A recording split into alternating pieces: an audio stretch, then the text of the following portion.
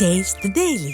உலக புகழ் பெற்ற மதுரை மீனாட்சி அம்மன் கோவிலில் சித்திரை திருவிழா தேரோட்டம் நடைபெற்று வரும் நிலையில் மறுபுறம் கள்ளழகர் எதிர் சேவை வழங்கி வருகிறார். அந்த காட்சிகளை தற்போது பார்க்கலாம்.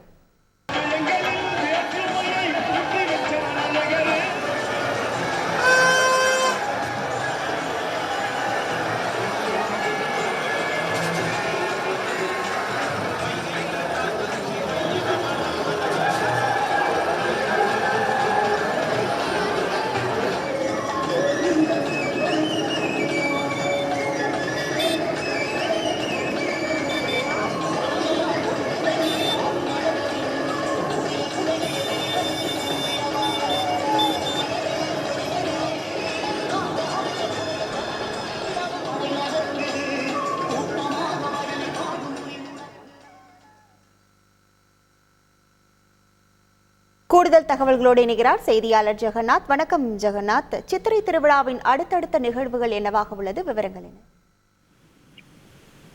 வணக்கம். மதுரை வைகை ஆற்றில் இருபுறமும் பார்த்தீர்களானால் தற்போது விழா கோலம் பூண்டுள்ளது தான் கூற வேண்டும். ஒரு புறம் பார்த்தீர்களானால் மதுரை மீனாட்சி அம்மன் சுந்தரேஸ்வரருடைய திருத்தேரோட்டம் நடைபெற்றுக் கொண்டிருக்கிறது. மறுபுறம் கள்ளழகருடைய எதிர் சேவை நிகழ்ச்சி நடைபெற்றுக் கொண்டிருக்கிறது. ஒருபுறம் ஹரஹர சிவா என்ற கோஷம் ஒலித்துக் கொண்டிருக்கிறது, மறுபுறம் கோவிந்தோ கோவிந்த் என்ற கோஷம் ஒலித்துக் கொண்டிருக்கிறது. குறிப்பாக உலக பிரசித்தி பெற்ற மதுரை மீனாட்சி அம்மன் கோவிலில் இந்த சித்திரை திருவிழா 12ஆம் தேதி கொடியேற்றத்துடன் தொடங்கிய நிலையில விழாவில் தினமும் காலை மாலை பார்த்தீங்கன்னா சுவாமியும் அம்பாலும் வாகனத்துல வீதி உலா வந்து கொண்டிருந்தாங்க.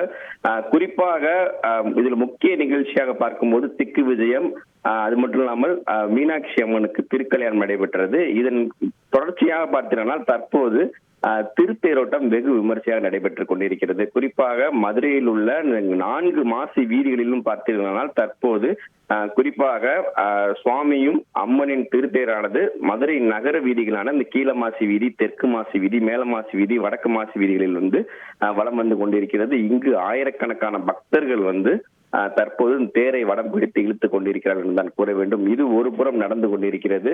மற்றொரு புறம் பார்த்தீர்களானால் கள்ளழகர் எதிர் சேவையானது தொடங்கி இருக்கிறது. தற்போது கள்ளழகர் மதுரையில் இருக்கக்கூடிய அந்த புதூர் பகுதியெல்லாம் தாண்டி டிஆர்ஓ காலனி பகுதியில் இருக்கக்கூடிய பகுதிக்கு தற்போது அங்க இருக்கக்கூடிய மண்டபப்பிடிகளுக்கு வந்து கொண்டிருக்கிறார். அங்கும் பார்த்தீங்கன்னா வழியெங்கிலும் கள்ளழகரை வரவேற்கும் விதமாக ஆயிரக்கணக்கான பக்தர்கள் கோஷங்கள் எழுப்பிக் கொண்டிருக்கிறார்கள். கோவிந்தோ கோவிந்த் என்ற கோஷங்கள் எழுப்பிக் கொண்டிருக்கிறார்கள்.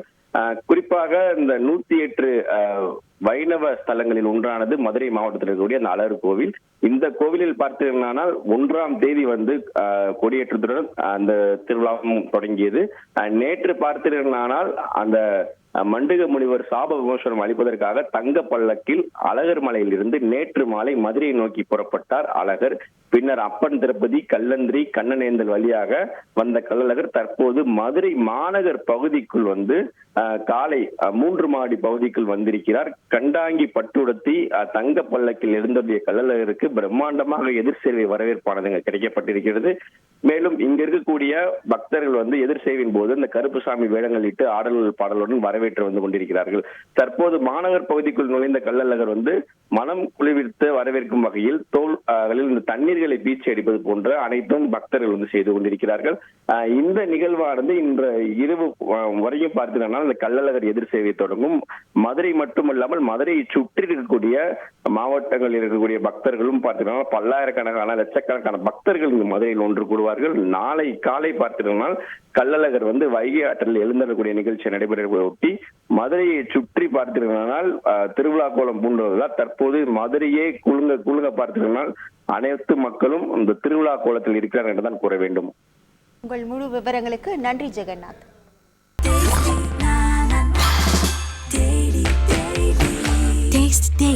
Taste the Daily.